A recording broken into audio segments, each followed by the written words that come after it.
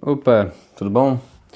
Esse aqui é o Oráculo de Antares, um quadro novo no canal que a gente está explorando, em que eu, Panda, vou responder as perguntas de vocês, meros mortais, que vêm até o Oráculo buscar as respostas dos deuses de Antares. E eu vou aqui responder vocês, né?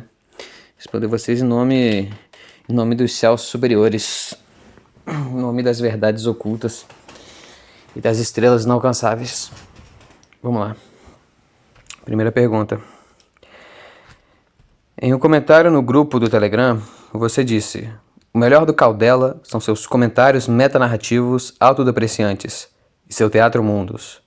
Mas ele perde tempos demais com cenas e mais cenas.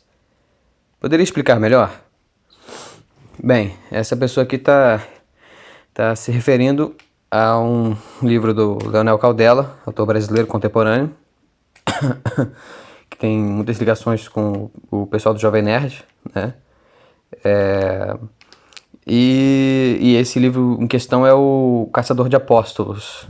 Eu sei que tem uma continuação, mas eu não li a continuação, não li o segundo volume. É uma duologia, né? Ela acaba no segundo volume. Eu li só o primeiro. E o que eu queria dizer com isso aqui, sobre o primeiro volume?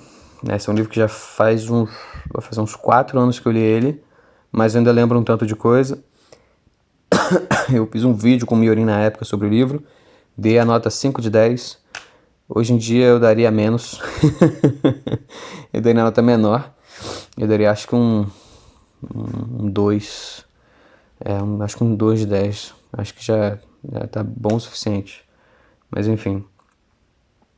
Não seria justo dar uma nota nova sem ler o livro de novo, né? Mas eu não tô nem um pouco afim de ler esse livro de novo. Tá, vamos lá, responder a pergunta. Primeiro sobre os comentários metanarrativos autodepreciantes.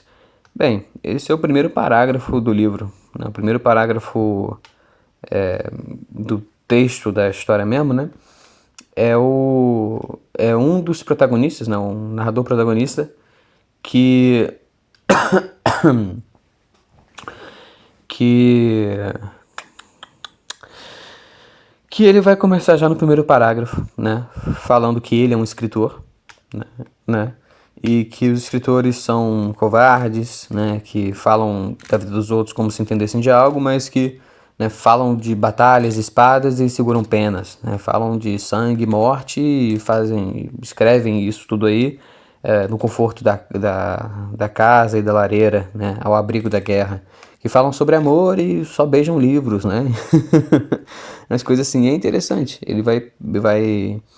Isso vai perdurar ao longo de bastante, não de bastante tempo, mas de bastante do texto da história, bastante do texto que você vai ler ali, vai ter um tanto disso, né? Esses comentários são interessantes, esses comentários metanarrativos, autodepreciantes, né? Eles não estão falando, tá falando também da própria narrativa, né? Mas tá falando da arte de narrar mesmo, né? Da diegese em si, né? Do narrar em si, né? E é interessante, é sempre interessante, sabe? Porque não é meio barato, não é tão tipo, como pode dizer, não é algo como, escritor é tudo burro, tudo arrogante, tudo falso, fingido. Não é uma coisa assim. Ele tá puxando algo de fato, assim. É muito comum quem escreve sobre a guerra não ter ido pra guerra. São poucos escritores que escrevem sobre guerra e foram pra guerra. E nem todos que foram pra guerra escrevem sobre guerra, né? Então, é uma crítica que vale para muitos escritores, muitos, né? Se isso de fato é um problema ou não, aí já é outra pergunta, não vou responder ela aqui não. Mas eu acho interessante essa alfinetada que ele faz, assim. Não é um tanto alfinetada, não é espetada mesmo, né? Porque ele não é indireto, ele tá falando direto mesmo, né? Ele só não definiu os alvos, não deu nome aos bois, nem não deu nome aos bois, né? Mas colocou os bois ali. E o Teatro Mundos, que é uma outra coisa interessante também, que ela aparece muito mais na terceira parte do que em todas as outras. Aparece um pouco nas outras, mas principalmente na terceira parte. Que é algo bem... Como pode dizer isso? Isso aí, cara, ele tem na literatura ocidental desde muito tempo, desde muito tempo, desde Homero mesmo, sabe? Desde Homero mesmo. Isso é uma tradição literária mesmo, né? Até metafísica também, filosófica também, mas antes de ser filosófica, ela é literária, né? Ela é mitológica, literária. Você vê, por exemplo, no Homero, quando ele põe eu acho que, se não me engano, é a Helena na Ilíada, para dizer que as guerras, né, como a guerra de a guerra entre Argos e Troia, né, entre os gregos e os troianos, para dizer que aquela guerra ali, os deuses provocaram ela somente para que no futuro os poetas pudessem cantar sobre ela. Ou seja, tipo, tudo um teatro. É tudo com um fim estético, né? Como se alguém escreveu aquilo ali, é tudo para ter uma finalidade estética, para ficar bonito no fim, ou algo assim, né? É como se fosse uma cosmicidade estética, né? O mundo existe para isso aqui, para fazer bonito, né? Para fazer um quadro bonito, né? Tem uma frase do Mallarmé que é interessante, que é bem famosa aqui na França, que é Le monde existe pour aboutir dans un beau livre. Né? O mundo existe para acabar num belo livro, né? Isso vai ter muito também no Barroco, né? No Barroco a gente pode puxar aqui o Shakespeare, dá para puxar o Cervantes, dá para puxar o Calderón, e até antes do Barroco, esqueci de mencionar, vai ter um tanto também nos neoplatônicos da Renascença, vai ter nos medievais, nos cristãos medievais, né? Como pode dizer, esse espécie de metafisicismo, um esteticismo, assim, o que a gente chama de teatro mundos, né? Que dizer que o mundo é um teatro, é dizer que tudo é máscara, né? E artifício, tudo é fantasia, tudo é aparência. O homem está cercado de aparências e tudo é falso, dissimulado, e não dá para acreditar em nada, e tudo aqui é efêmero, né? Então acaba que a única realidade, a única real realidade, né? A real realidade é metafísica. Ela está para além desse mundo aqui que é cheio de sombras, né? Vocês devem pensar no Platão, bem isso mesmo, né? Bem isso mesmo, né? Você vê que o Platão, por exemplo, ele vai escrever como é que chama? Ele vai escrever o seu... esqueci qual que era o diálogo. Mas enfim, basicamente o... lembrei, é a trilogia, né? São tetralogias, na verdade. Mas esse aqui dá pra contar com 3, assim, fácil. Eu não lembro qual era o quarto que compõe ela. Que é... A trilogia basicamente é do julgamento do Sócrates, né? Tem um livro que precede o julgamento. Tem um outro que é o julgamento, um outro que é o Sócrates na prisão, e ainda não foi, como pode dizer, ainda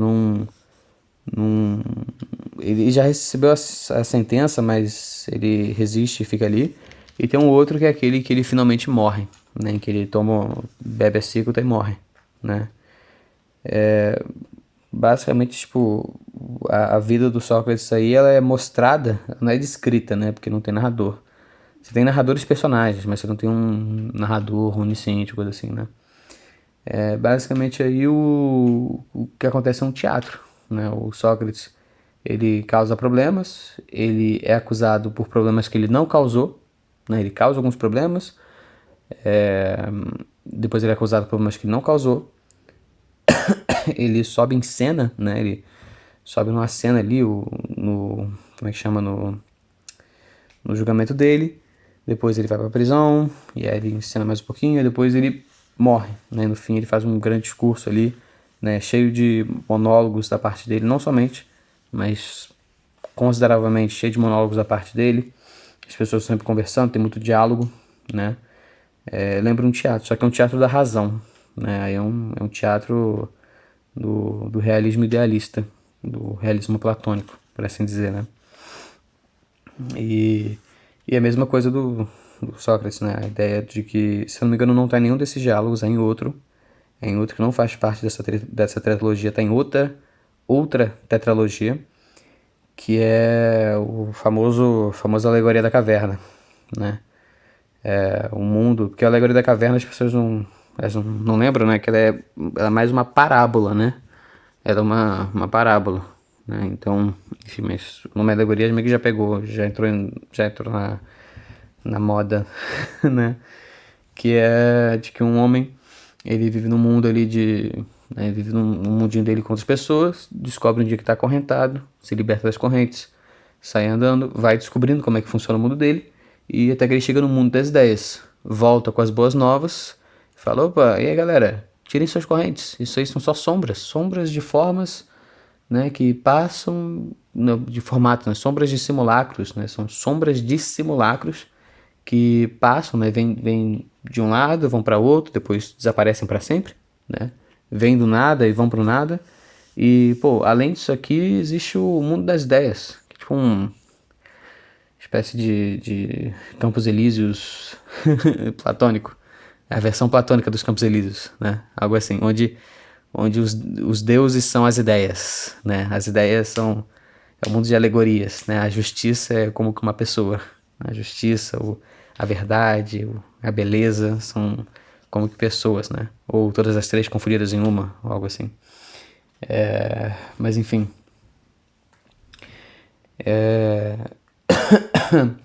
E aí o que eles fazem? Rejeitam. Ninguém quer ouvir o cara, deixam ele pra lá, né? Querem ficar no mundinho deles, né? E aí seria basicamente isso, né? No Caldela tem bastante disso na terceira parte, né? Você tem um dos protagonistas, nesse caso não é o escritor, é um outro, que é um cavaleiro, um guerreiro assim, que ele tá literalmente encenando. Eles estão fazendo uma ceninha, uma grande ceninha de campanha militar, de cunho teocrático, coisa assim. Ele fica mais encenando. Lembra um tanto aquilo que a série The Boys faz, né? A série The Boys faz, mas não só ela, né? É cheio de encenação, assim, cheio de ceninhas, coisa do tipo, né? É isso. Esse Teatro Mundus no Caldela não é metafisicista, não é nem metafísico, né?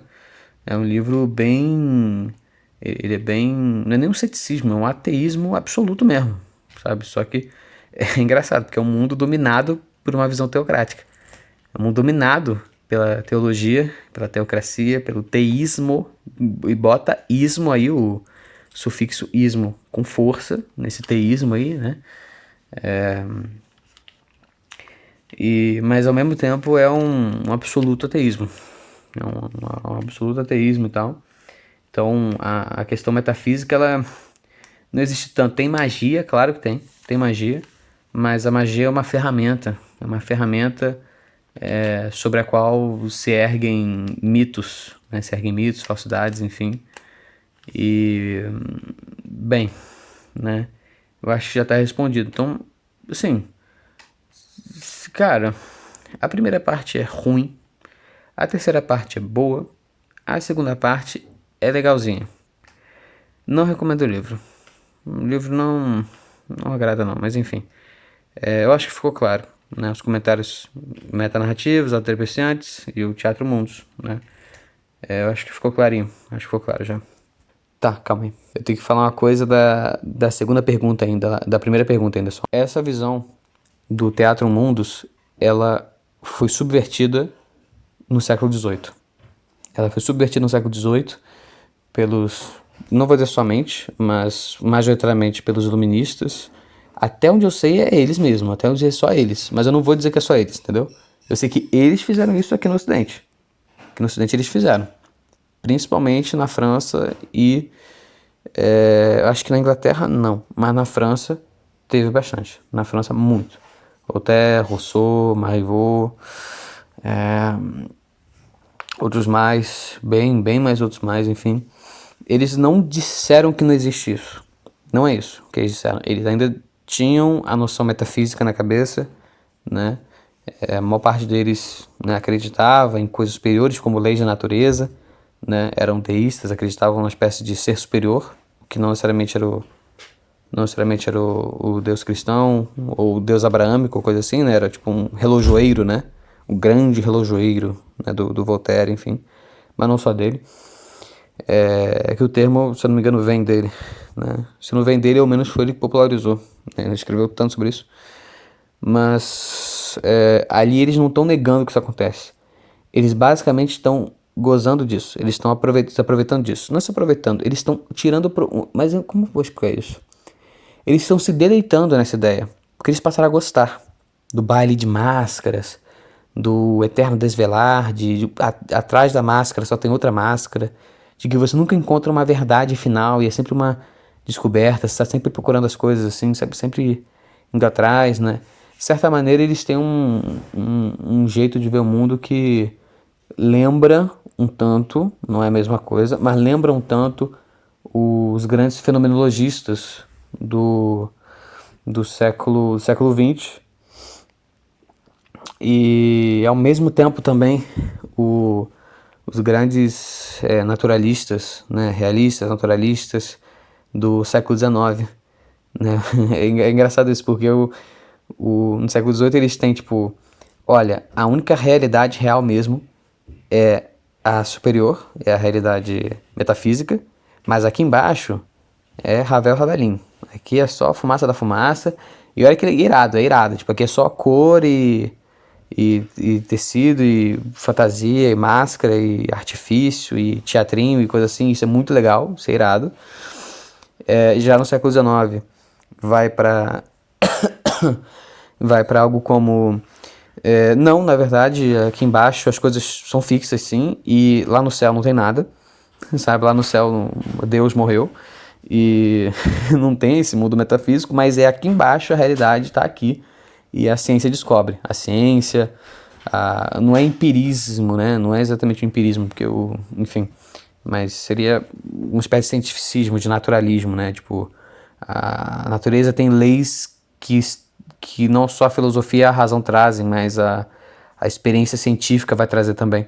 Não só experimentos científicos, mas o saber científico, que se delimita ao método científico, mas ele varia de área para área. Algumas áreas ele é mais rigoroso, outras áreas ele não é tão rigoroso, mas ele traz resultados aqui e ali, né? Enfim, não é porque uns são mais firmes que outros que aqueles que são menos firmes não encontram aceitação, não tem influência, não tem sua importância e tal, né?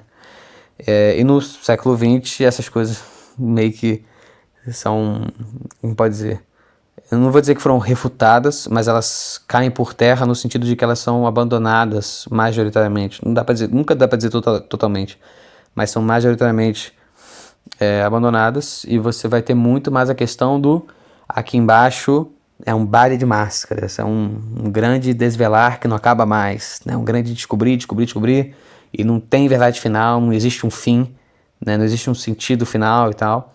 Pensa aí nos existencialistas da primeira metade do século, pensa aí na ideia do on the road americano, no fenomenologismo, né? Enfim, até na questão como pode dizer, dos céticos da ideologia, né? Os céticos, né, que dizer que tudo é ideologia, tudo é superestrutura, enfim, tudo é falsidade, não existe ponto de vista objetivo, né? Essas duas ideias, elas se revezaram depois do século XVIII, elas se revezaram, né? Elas se revezaram. No século XXI agora está muito cedo para falar, é meio difícil, a gente está aqui, mas está difícil, né? Mas, enfim, eu só queria deixar isso claro, sabe?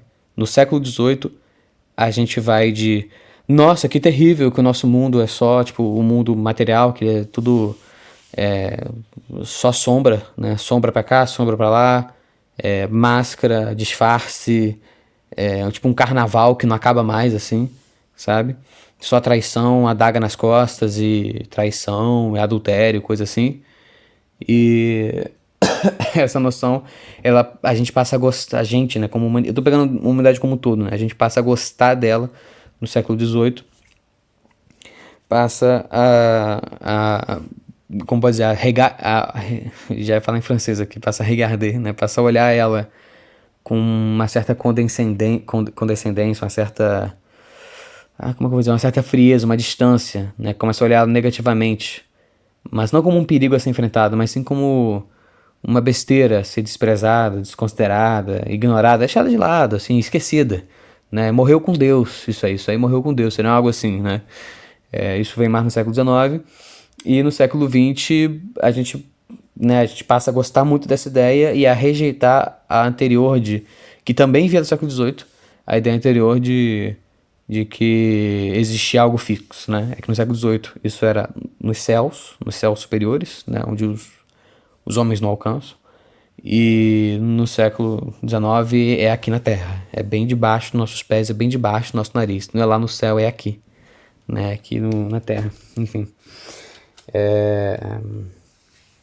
Enfim, eu só queria deixar isso aqui claro, que é interessante, sabe? Tipo, claro que você vai ter o Balzac, por exemplo, no século XIX, ele vai defender essa parada de que é tudo meio... as coisas não são claras e tal. O Balzac inteiro é praticamente isso. Toda a comédia humana praticamente olha, não dá pra confiar em porra nenhuma aqui não, saca? Isso aí é tudo ilusão e tal, assim. Tipo, então você vai ter, né?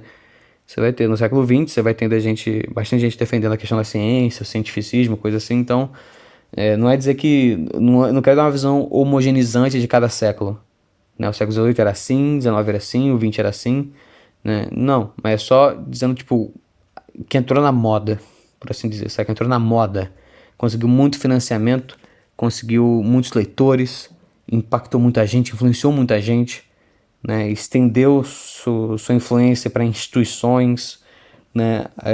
Influenciou o direito, influenciou a filosofia, influenciou a epistemologia, a ciência, enfim, a poesia, a literatura, enfim, entendeu? Eu queria dizer isso, né? Então essa noção do teatro mundus, ela perdura desde a antiguidade, durante muito tempo, até até o século XVII ali, é bem forte. No século XVIII isso começa a virar, isso começa a mudar, isso começa a ficar diferente, né? Mas vamos lá. Vamos para a segunda pergunta aqui. Seria apropriado dizer que Lovecraft era um irracionalista? Olha, o Lovecraft, cara, ele tem uma correspondência muito grande. Nossa, você não tem noção de como é grande. Eu não vou dizer que é a maior que existe, mas ele é muito grande, muito grande. Eu não examinei ela toda, nunca li ela inteira, né? Eu li pouquíssimas cartas dele, assim, né? Não li a obra dele inteira, né? O Lovecraft ele tem meio 3 fases, né? Tem a fase dos monstros, né? Coisa do Cthulhu, tem uma que é anterior a essa, e tem uma que eu acho que vem depois, não tô lembrando agora. Mas tem meio que 3 Lovecrafts, por assim dizer. O mais famoso deles é o do Cthulhu Mitos e... né? Enfim, vocês conhecem o Lovecraft, que é o mais conhecido esse aí. Se eu não me engano, não foi a última fase, acho que foi a segunda, mas talvez tenha sido a última. Talvez tenha sido a última, não vou lembrar não. O Ryan vai saber melhor disso do que eu. Mas eu sei uma coisa ou outra dele. Eu sei que ele admite e gosta de focar muito na questão do limite do conhecimento humano, saca? Do limite do conhecimento humano. Isso é importante. Mas é que tá. Enxergar a determinação no sentido de... a delimitação, melhor. Enxergar a delimitação, enxergar os limites do conhecimento humano, não é negar o conhecimento humano. Na verdade é o oposto, é afirmá-lo. Mas não é superafirmá-lo, não é exagerá-lo, né? Não é a razão penetra tudo. A razão tudo compreende, a razão tudo abarca, a razão tudo explica, a razão tudo ilumina, né? A razão é como o sol, né? Nada escapa do olhar iluminante do sol, algo assim, né? Ele já não vê a razão desse jeito, né? Então ele enxerga limites para a razão. Você vê isso ilustrado, né, nas próprias obras dele. Os protagonistas dele são sempre todos, até onde eu lembro, são todos scholars, são todos cientistas, são todos homens de ciência, são todos homens de saber literário, né? São todos meio que professores acadêmicos ou algo assim. Mesmo quando são exploradores, eles são exploradores que entendem do assunto. E quando são amadores, né, quando não são professores de faculdade ou coisa assim, scholars, né, acadêmicos, coisa do tipo, eles são pessoas curiosas o suficiente para fazer um trabalho semi-acadêmico sobre ocultismo, né? São grandes ocultistas, mas mesmo com os amadores, sabe aquele amador, que é tipo a pessoa que dirige um fandom inteiro, sabe? Essa pessoa sabe muito do assunto. Ela pode não ser um profissional de uma área, assim, mas isso não interessa. Ela não tem um diploma, mas ela tem quase todas as qualidades que seria necessário para você estar ali dentro. Seria meio que, se fosse um aluno novo, seria o melhor dos alunos. Ainda um aluno, não é capaz de ser professor, mas o melhor dos alunos, né? Caso fosse um aluno, né? Então são pessoas que vão pensar muito bem, pessoas que são bem racionais, pessoas que entendem bastante do mundo, entendem bastante coisas. Os personagens dele, eles têm uma capacidade cognitiva bem alta, saca? Não é surpreendentemente alta, mas ela é bem alta, né? Ele até, às vezes, ele não ironiza isso, mas ele reconhece isso, né? Por exemplo, eu tenho ali na estante um livro que eu gostei muito dele, o meu livro favorito dele, que é o Sussurros na Escuridão. É uma novela. E ali, o que está sendo contado pra gente o protagonista, né? O narrador protagonista, ele tá escrevendo pra gente a correspondência dele com outro cara. E isso aí tudo aconteceu há 2 anos atrás, né? E ele lembra de tudo, palavra por palavra.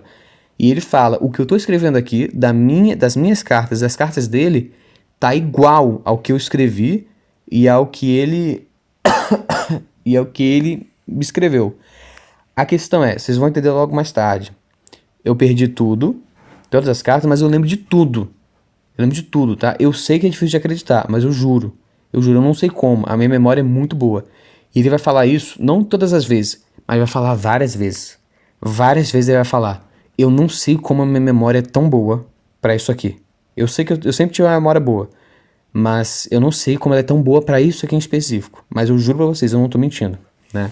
Então ele entende, sabe? Ele entende que pô, o cara lembrar de todas essas cartas, tudo, esses detalhes, tudo mesmo, tudo exato assim, direitinho. Pô, cara, é meio complicado de acreditar. E aí o narrador fala pra gente, eu sei que é difícil de acreditar, mas é isso aqui. E você vê ele que não tem inconsistências. Se você não examinei o livro, mas enquanto eu tava lendo, eu não percebi incoerências, inconsistências, não percebi nada disso. Pra mim tava bem fluido. É um livro dele muito fluido. Muito fluido mesmo, saca? Dá pra ver que é o Lovecraft que escreve, dá pra ver, né? Aquela riqueza de detalhes, enfim e tal. Ele tem uma técnica narrativa dele lá. Eu não sei se é uma técnica que ele tá usando ou se é só um padrão. Se é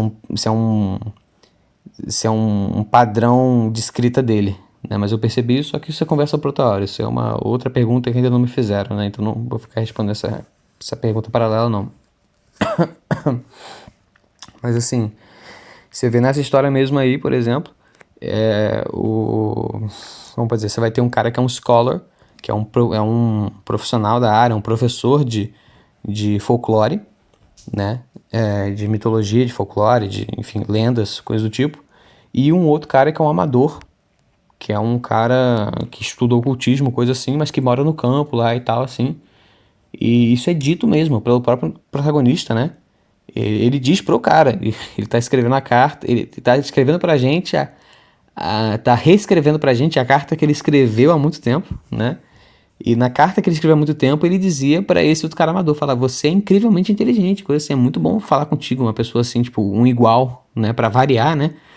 Com a cambada de imbecil que eu tenho que lidar no dia a dia, é bom falar com alguém com quem eu consigo ter uma conversa profunda, assim, e tal, né, tipo, né, enfim. Então, nessa história mesmo, né, então, basicamente, ele entende isso, né, ele entende. Então, você vê aí, isso é uma ilustração, né, de que você vê um cara muito inteligente, né? Ele vai apresentar argumentos da parte dele, vai apresentar os argumentos do outro cara também que participa. Não lembro o nome do outro.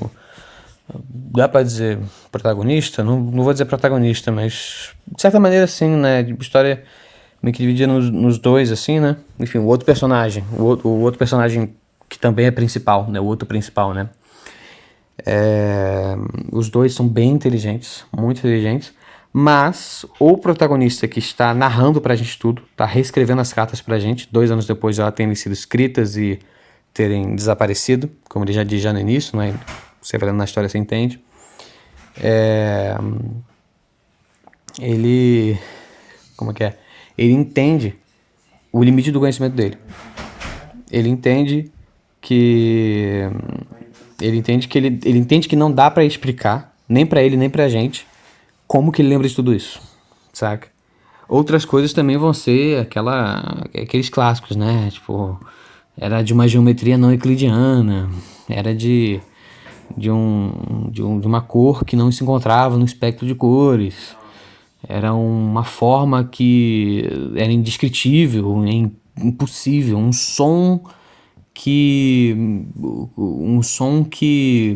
como pode dizer, que parecia ativar nos tímpanos humanos algo que não deveria ser despertado e que nunca era despertado, assim, que deixava as pessoas loucas, né? Então, a insanidade e a sanidade, elas estão muito... Elas não estão exatamente interligadas, mas elas coexistem no ser humano. E a grande parada do Lovecraft, eu não vou falar que é uma coisa, só isso aqui, tá?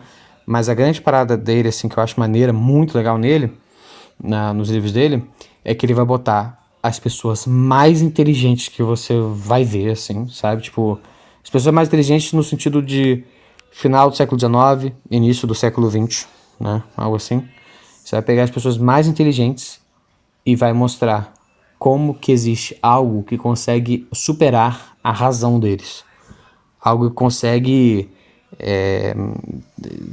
entortar o cérebro deles de alta capacidade cognitiva, sabe? A cognição não é nada perto de grandes poderes antigos, né? Coisas que a razão humana não consegue compreender. Então ele não nega a razão, não nega o poder da razão, não nega suas capacidades, não nega o seu valor. Ele mesmo é um cara que apreciava muito isso. Mas isso ele já mandou cartas para fãs seus, né? Enfim, uns deles eram até escritores, né? Não sei se vocês sabem, um grande amigo do Lovecraft, com quem ele trocou muita correspondência, era um cara muito diferente dele, era o autor do Conan.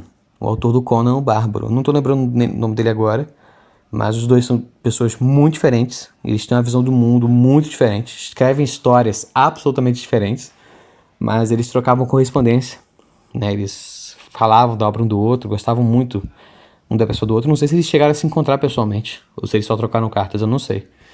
Isso aí eu não sei mesmo. Mas que eu sei que eles tinham uma boa relação, né, entre eles, tinham uma excelente relação entre eles. E por vezes o cara do Conan ia perguntar coisas e ele ia responder, né? Mas enfim, voltando aqui. E uma carta, não sei se vai ser só nessa, mas eu lembro dessa aqui, eu lembro que eu li essa aqui. E uma carta que ele escreve para os fãs, não sei se é coletivamente, não sei se é para um dos fãs ou coisa assim.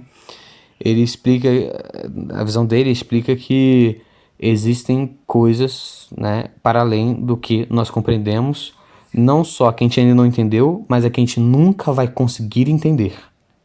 Tem coisas que a gente nunca vai conseguir entender e que nos ultrapassam, estão para além do nosso conhecimento, para além da nossa capacidade. E se a gente não foi devorado por isso, essas coisas aí é só sorte nossa. É sorte. Sorte nossa, é uma grande bênção que caiu sobre nós, né? Um grande favor da fortuna de que essas coisas maiores, incompreensíveis e invencíveis, né? Não acabaram com a gente, não causaram uma catástrofe na gente, né? Você vê que os monstros dele, tipo, cara, você olha pro Cthulhu, você fica louco. Você ouve um pouco do Cthulhu assim, você tem pesadelo direto. Você vê um objeto, sabe, um objeto que representa o Cthulhu, você fica doido, sei lá, fica tentando reproduzir esse simulacro do Cthulhu em pinturas ou coisa assim, sabe? Tipo, um pedacinho dessas coisas já é o suficiente para torcer o teu cérebro, para arregaçar com a tua capacidade cognitiva. A tua cognição vai quase que para os passos, né? Então, ele é um irracionalista? Não. Não, porque ele não diz que a razão não existe.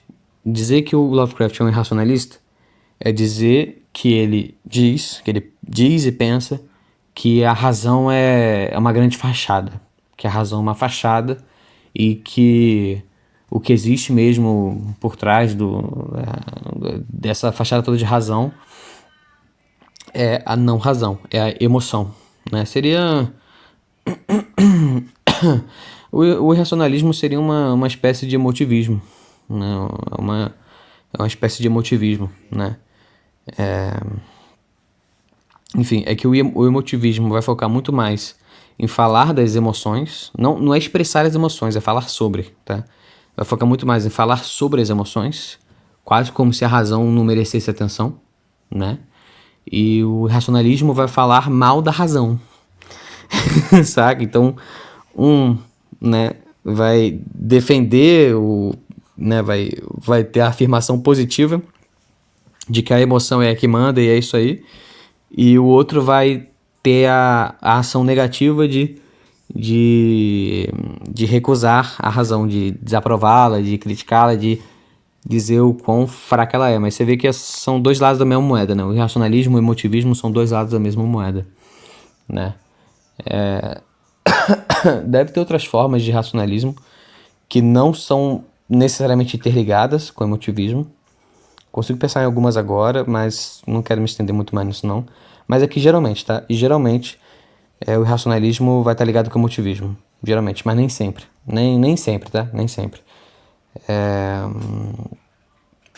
Um desses caras aí, tipo, o Nietzsche. O Nietzsche, ele é um irracionalista. Completo, um irracionalista. Né? Ele não é exatamente como que eu vou dizer isso? Ele é racionalista, vai. Ele é um racionalista, assim, tipo... Mesmo quando ele segue bastante a razão, né? Ele me parece ser um racionalista. Mas eu tô disposto a largar isso aqui. Tô disposto a mudar essa visão, mas até onde eu li dele, até onde eu li sobre ele, e ouvi e assisti sobre ele, até onde eu sei, o Nietzsche é um racionalista. Ele é um racionalista, mas o racionalismo dele não é sustentado somente por emotivismo. Tem um naturalismo, tem um emotivismo, tem um esteticismo, tem um monte de ismos no Nietzsche, assim, mas enfim. Então, Lovecraft é um racionalista? Não. Ele não é um racionalista. Ele não é um racionalista, mas ele também não é um irracionalista, né? Ele acha que a desrazão, o elemento irracional, o misterioso, o monstruoso, né? O monstruoso, o inominável, o inefável, né? Que o abissal está acima da razão, né? Mas que isso tudo só destrói a razão, só aniquila a razão quando entra em contato com ela, né? Então você consegue pensar, a sua cognição funciona normalmente, desde que você não seja perturbado pelos deuses antigos, ou uma seita, ou algo assim, ou uma condição médica ruim, uma condição médica negativa. Entendeu? Então, para ele, razão existe, claro, é válida, funciona, mas ela tem seus limites, né? Tem seus limites. Alguém como, se eu não me engano, Nietzsche, alguém como Nietzsche, vai dizer, não, a razão não funciona de jeito nenhum. A razão nunca funciona, a razão é só uma besteira do caralho e pronto, acabou. Os românticos aí, o Shelley, o Byron, mas quem aqui? Dos irracionalistas. Dá pra botar o Ésquilo aí, de certa maneira, dá pra botar o Ésquilo. Dá pra botar o... Não, olha, um cara que é muito bom pra comparar com Lovecraft é o Sófocles. Mais precisamente na peça Édipo Rei. Na peça do Édipo Rei. Porque se você vê o Édipo, ele é inteligente. Ele resolve todos os problemas intermediários. Mas o grande problema, né? O problema final, a razão não consegue resolver. Não tem jeito. Não tem jeito nenhum da capacidade cognitiva dele, da cognição dele resolver aquele problema ali. Não tem como. Saca? Só não tem como mesmo, né? Então, você vê, a razão... Os problemas do meio, intermediários, a razão resolve todos. Mas o problema final, ela não consegue. Ela chega até um limite. Sófocles não é um irracionalista. Ele reconhece o valor da racionalidade. Mas ele diz, a racionalidade ela só vai até aqui. Né? Reason only goes so far. Ela não vai mais do que isso aqui. E Lovecraft, em certo sentido, é a mesma coisa. Em certo sentido. Né? Enfim. Mas é isso. Então, Lovecraft é um racionalista? Não, não é racionalista. Ainda que exista um elemento irracional que é superior à racionalidade. É superior. Né? Mas a racionalidade não é negada na visão de mundo dele, nem na literatura dele. Terceira pergunta. Estou para ler algum livro de Proust há um tempão, mas me sinto sempre desanimado para começar, e não sei porquê. Talvez porque eu tenha uma alma aparvalhada. Se vejo alguma grande obra para ler, fico somente a ler textos sobre ela, mas dificilmente examino a obra eu mesmo. Valeu pelo vídeo e por nos dar teu relato pessoal, Panda. Isso aqui foi um comentário de algum vídeo, deve ser do vídeo do Proust que eu fiz um tempo atrás. Tá? Não é exatamente uma pergunta, mas é alguém falando ali a pessoa falando da dificuldade que tem pra isso aqui. Eu posso interpretar isso aqui como uma pergunta de como que eu resolvo isso, né? Se a pessoa tem esse problema, como que ela resolve esse problema aqui? Bem, cara, eu acho que é um erro a gente pensar que a gente deveria parar de fazer isso aí que você faz e ler os livros, ou de ficar só nisso aí. Como é que eu vou explicar? É o seguinte, existe a noção idealizada de que a gente não vai ficar lendo ou assistindo, ouvindo coisas sobre livros sem lê-los, né? Que a gente vai ficar só lendo, a gente vai ler, né? Alguém falou de Platão? Tá, eu vou primeiro ler todos os diálogos, depois eu vou falar de Platão, saca? Depois eu vou ver o que as pessoas comentam, dizem sobre, explicam sobre Platão. Vou ler Platão inteiro, depois eu vejo o que falam de Platão, né?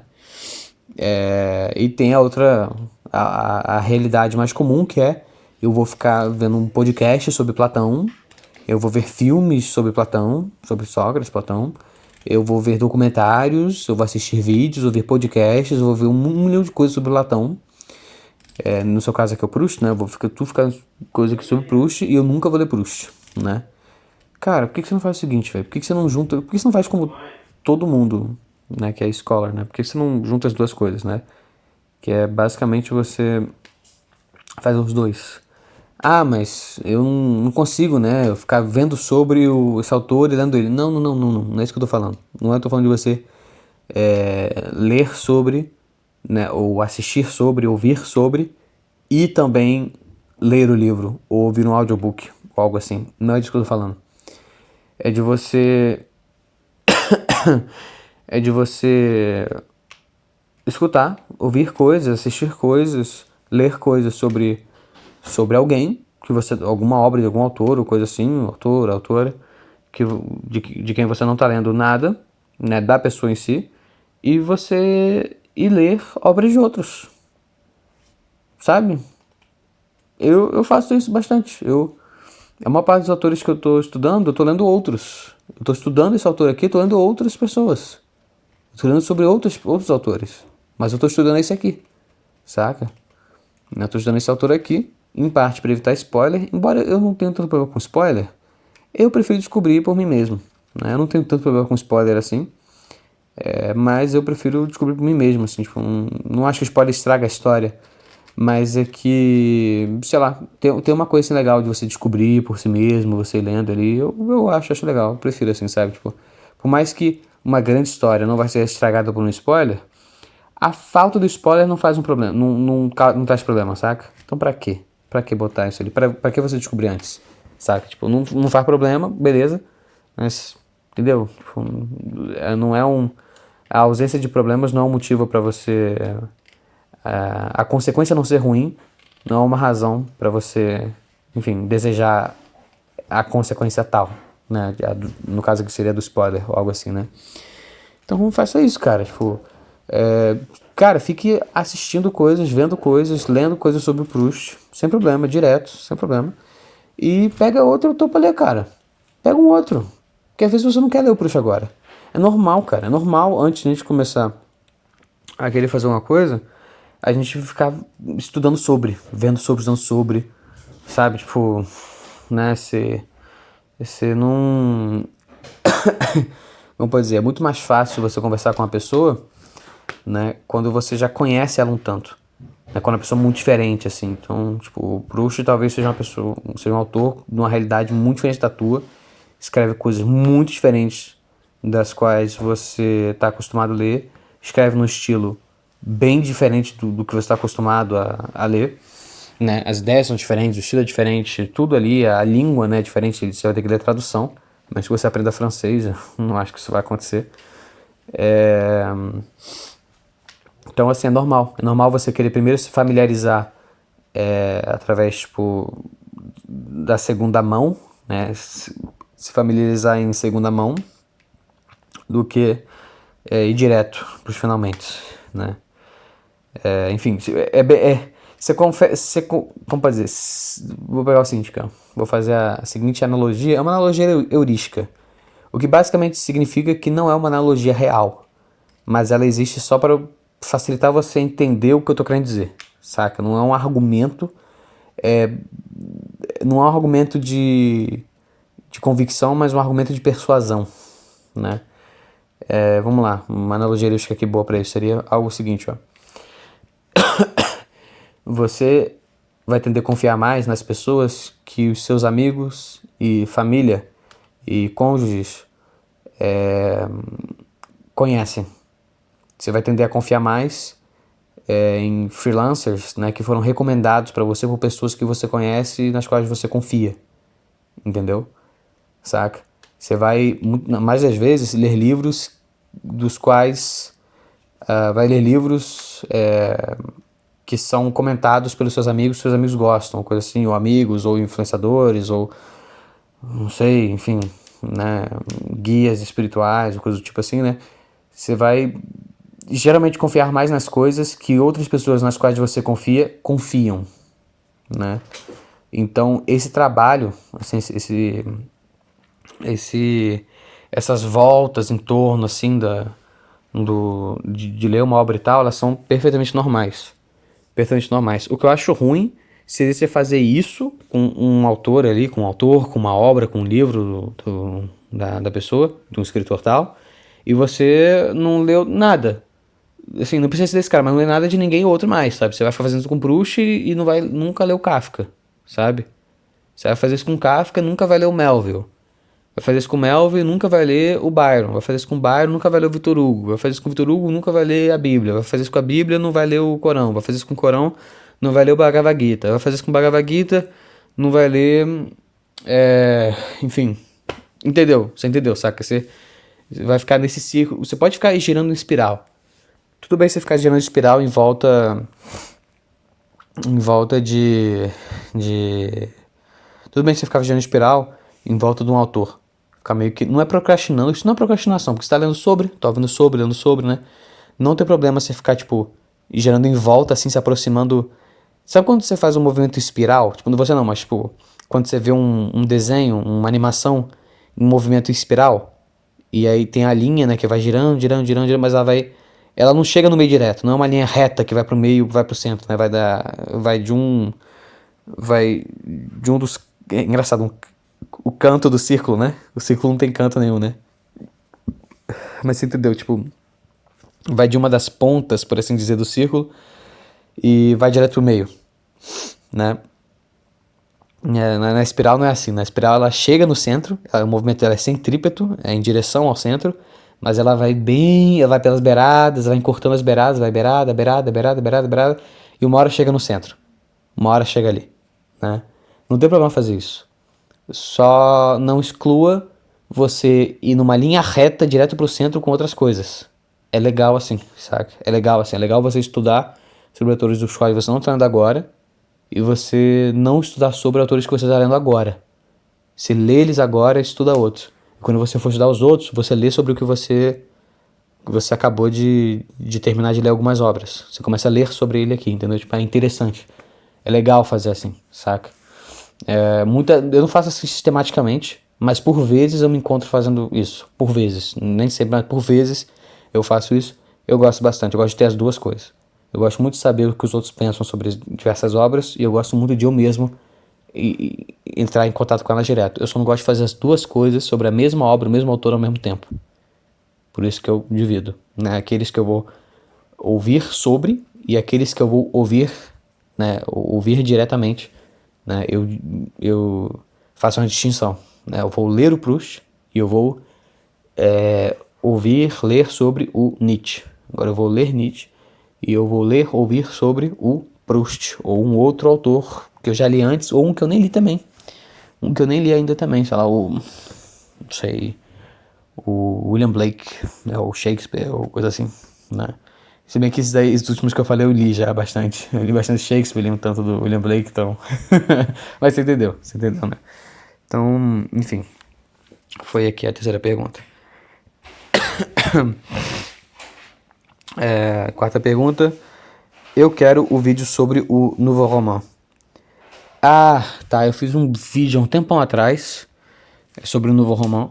Era sobre um aspecto dele, mas não era sobre o Nouveau Roman inteiro. Cara, pode sair um dia. Pode ser um dia assim. Pode ser um dia assim. Sabe que eu tenho bastante interesse, muito interesse.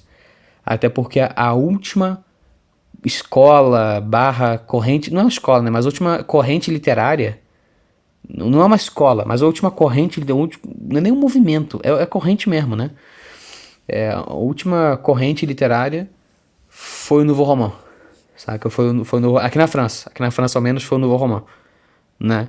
Não é que a literatura morreu com o Nouveau Roman, não é que ela morreu dos anos 50 aos 60, não é isso não.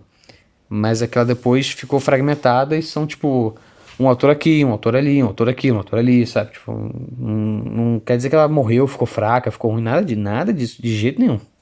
De jeito nenhum.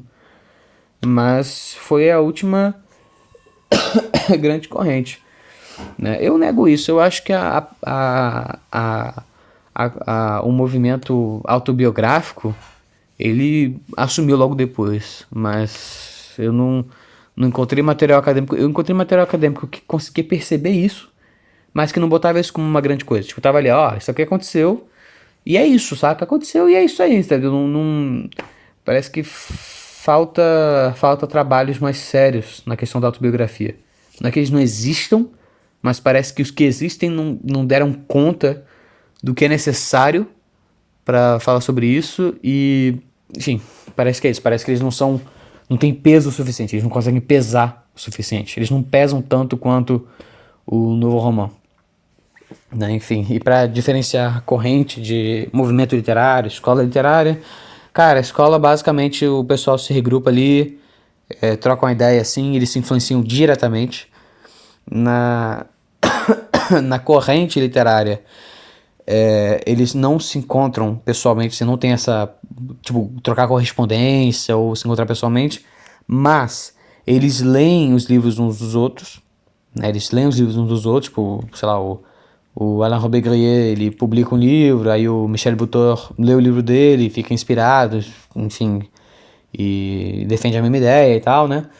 É diferente de se o Alain Robbe-Grillet tivesse enviado uma carta ou tivesse, né, compartilhado um cafezinho ali numa terraça aqui francesa com Michel Butor e falou, e aí, vamos fazer um novo romance, saca? Entendeu? Não é a mesma coisa. Então, na escola literária, né, ela é muito próxima. Pensa no Zola, Soirée de Médin, né, os entardeceres, as tardes de Médin, era uma escola, o naturalismo francês era uma escola literária, né, era uma escola mesmo literária, né. Na corrente literária, o próprio Nouveau Roman, o Nouveau Roman, eles não são uma escola, eles são uma corrente, eles leem uns aos outros, se inspiram uns dos outros e se afirmam, né, estar de acordo uns com os outros assim, mas eles têm uma certa distância, saca? Eles têm uma distância uns dos outros assim, eles meio que não falam uns com os outros, ou se falam não é tanto, assim, eles não têm uma intimidade, tipo, o pessoal da escola tem uma intimidade uns com os outros, assim, sabe, eles muitas vezes são amigos, na corrente literária, eles nem ligam muito uns pros outros como pessoas, eles ligam mais pras ideias ali, cada um faz o que quer mesmo da ideia, assim, sabe, eles geralmente vão chegar em resultados um tanto parecidos, mas vai ficando fazendo a mesma ideia, né? E no movimento, os caras nem se conhecem, os caras nem sabem um do outro, eles nem se influenciam. Caraca, tipo, eles são todos influenciados por outra coisa. Eles são todos influenciados por outra parada, eles são todos, tipo, meio que pelo pensamento da época mesmo, assim, e tal. Aquilo ali você não consegue... Como pode dizer? Você consegue traçar as influências, mas eles mesmos não conseguiam. É uma coisa tão intrincada, assim. O movimento é... Geralmente, tipo, quando acontece a guerra, por exemplo, sei lá, a literatura do entre guerras. Do entre guerras, do pós-guerra, né? Do pós... A do entre guerras é o pós-primeira guerra. A do pós-guerra é a do pós-segunda guerra, entendeu? Cara, você não precisa de uma corrente literária de uma escola para as pessoas, né, para os escritores estarem profundamente marcados pelos dois acontecimentos que foram a Primeira e a Segunda Guerra Mundiais, né? Então, um movimento literário será algo assim, entendeu? Tipo, né, a literatura a literatura do entre guerras é um movimento literário. A literatura do pós-guerra é um movimento literário. Se bem que não dá pra botar tudo que foi escrito entre as duas guerras e depois das duas guerras, não dá pra botar tudo aí, né? A literatura do entre guerras e do pós-guerra, ela não é homogênea, saca? E tem muito dela ali que nem toca na questão, parece que o escritor nem foi afetado mesmo, assim, sabe? Ou às vezes nem foi mesmo muito afetado, não. Sabe? O cara vivia num país que não entrou que não participou de nenhuma das guerras, não foi bombardeado, coisa assim. Não ligava pra isso, tava ali na dele de boa, tava cagando e dando, não escreve sobre isso, não fala sobre isso, não tá nem aí, a pessoa nem liga pra isso aí, saca? Mas ele é literatura do entre guerras e pós-guerra. Ele tá ali no meio, tá ali depois, né? Então, ele tá ali, entendeu? Mas ele não faz parte do movimento no sentido de que ele foi afetado, saca? Foi afetado, assim, tipo... Pensa, sei lá, o Antoine de Saint-Exupéry e o Sartre são dois pensadores que são muito diferentes. Os dois são franceses, mas são muito, muito diferentes, né? No pensamento deles, na literatura deles, na filosofia deles, nas escolhas de vida de cada um, na visão de mundo deles. Tudo nesses caras diferentes. A única coisa que eles têm em comum é que eles são franceses, cara. Que eles são franceses e brancos. É isso. Sabe? Que eles falam francês. É pouquíssima coisa em comum que eles têm, saca? Mas os dois são autores que participam do movimento de literatura entre e pós-guerra. Os dois foram profundamente influenciados pelas duas guerras, né? O Saint-Exupéry, se eu não me engano, ele morreu na Primeira Guerra Mundial. Se eu não me engano, ele morreu um ano antes de acabar. Ele morreu em 1917, se eu não me engano, né? Então, você vê, né? A atividade literária e filosófica do Sartre começou antes do início da Segunda Guerra. Ela perdurou durante a Segunda Guerra e ela perdurou também até muito depois. Até muito depois da Segunda Guerra, né? Então você vê, os dois participam do que a gente pode chamar de um movimento os dois pelo menos do entre-guerras. O Sartre já vai pro pós-guerra, porque ele participou da Segunda Guerra. O Saint-Exupéry, se eu não me engano, morreu antes da Segunda Guerra Mundial. Mas literatura do entre-guerras, os dois participam. Os dois participam e são profundamente influenciados na escrita deles, né? Então, né, você pode dizer que eles participam desse movimento, por assim dizer, esse movimento aí, né, que não tem a ver com escolhas deles, assim, tipo, eu acho que é isso, acho que é aquilo. Não, eles só são isso, entendeu? Tipo, é como se fosse algo mais forte que eles, saca? É mais forte que eles não conseguem, eles nem sequer percebem isso. Pode pensar no Flaubert também. Flaubert, ele não se dizia como realista. Flaubert rejeitava isso, fala, não tenho nada a ver com esses caras, eu não tenho nada a ver com essa parte de realismo, não sei que merda é essa não, eu faço a minha parada, eu que sou foda, esses caras aí eu nem sei que são eles aí, não tem nada a ver com esses caras não, entendeu? E a gente até hoje considera ele como autor realista, mesmo sabendo disso, a gente fala, o Flaubert era um realista, por quê? Porque o realismo, ele é um movimento, ele também é uma corrente, e ele também, até certo ponto, uma escola é difícil dizer que não é uma escola, mas uma corrente, um movimento ele saca? Mas o Flaubert não participa da corrente, ele participa do movimento. Ele se encontra ali no meio e ele nem sequer se dá conta. Ele se dá conta disso ou não interessa. Ele querer ou não interessa, sabe? Ele só faz, saca? Tipo, é como se aquela sensação, tipo, eu tenho que escrever sobre isso.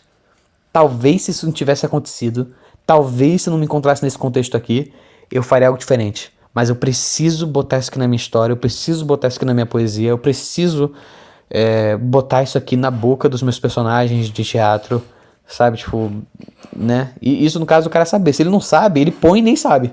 Ele colocou e falou, você botou aqui coisa de guerra. Ele falou, o que eu botei? Hã? Ah, é verdade, mas por que não? Saca? Tipo, ele nem se dá conta, nem se liga nisso, saca? Ele nem sabe disso. O cara não tem nem ideia disso. E quando ele tem ideia disso, ele tipo, mas eu preciso fazer isso. Sabe? Eu preciso, porque força maior, alguma coisa assim, a lei, o Estado, o público, não sei, Deus, sabe, me obriga a fazer isso. Tem alguma coisa maior que eu que me obriga a fazer isso aqui. Eu sou obrigado pelas forças físicas ou metafísicas, né, históricas ou atemporais, elas me obrigam a fazer isso aqui, né, na minha escrita. Enfim. Então, você quer um vídeo do novo Romã? Futuramente vai ter. Talvez não um vídeo, talvez um áudio como esse aqui, né, talvez um podcast disso, mas futuramente. Por enquanto não. Por enquanto não vai ter não, mas futuramente sim, futuramente com certeza. Já deu 1 hora já. Eu vou deixar aqui por enquanto, tem bastante pergunta. Mas já deu 1 hora já. Então eu vou deixar por aqui por enquanto. Vou deixar por aqui por enquanto. E é isso. Muito obrigado para vocês que mandaram as perguntas, para vocês que me ouviram até aqui. E se você me ouviu até aqui, comenta Eurídice. Comenta aí, Eurídice. Comenta aí no vídeo aí, Eurídice. E é isso. E dá um like, se inscreve no canal, ativa o sininho. Entra no nosso canal do Telegram, dá um alô lá pra galera. E é isso. Até mais, gente. Isso aqui foi o primeiro oráculo de Antares revelado. Próximo vai ser na quarta que vem. Isso, todas as quartas o oráculo de Antares. E é isso. Até mais.